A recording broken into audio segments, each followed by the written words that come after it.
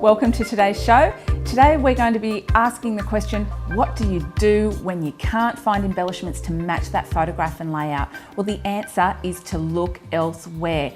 You can now work with digital stamps and Copic markers to really customize something special for your page. The advantage to digital stamps is that if you're a little savvy in Word or Photoshop, you can resize them, flip them, rotate them, and then you can make them fit your layout. So this is one that I'm using. It's a Kenny K stamp. You can get these from www.kennykdownloads.com, and I'm one of Kenny's crafty girls, so I love using these.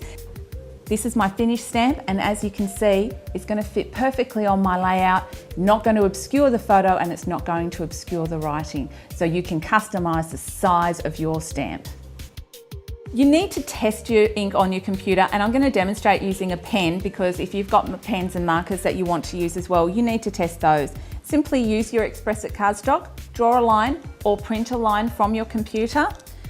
Take a nice pale coloured marker. I'm using YR02. Don't touch the line, but just start to saturate the cardstock next to the line and the ink will flow on through. If you find it starts taking the black ink with it, then it's a no-go for use with your Copic markers. And again, when you're working with Copic markers, you just want to colour in that little circles round and round, really get that cardstock primed and ready to accept more ink and do the blending.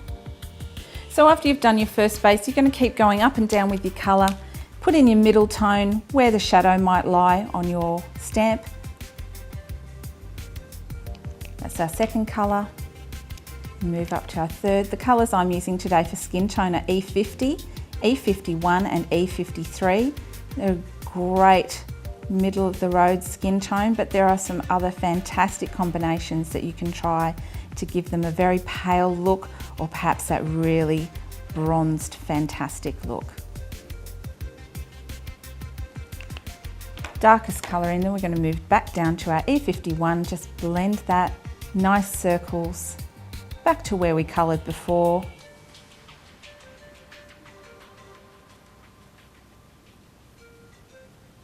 It doesn't have to take a long time and it doesn't have to be complicated.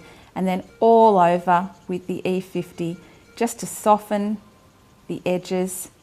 And here we go. Our little man has lots of shading on his arm.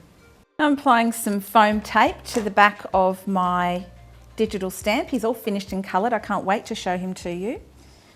And by adding some foam tape, it means we can pop this up on our page. It gives it a little bit more dimension rather than being just straight and flat. So there we go. This little boy stamp matches my gorgeous little nephew. The colour's right, the size is right, and I could print all of this without having to worry about fishing out my inks and my stamp cleaners and all that kind of thing. Thank you for watching. I hope you've enjoyed learning about digital stamps. Tune in each week for more interesting projects and techniques from all of us at Scrapbook TV. Bye for now.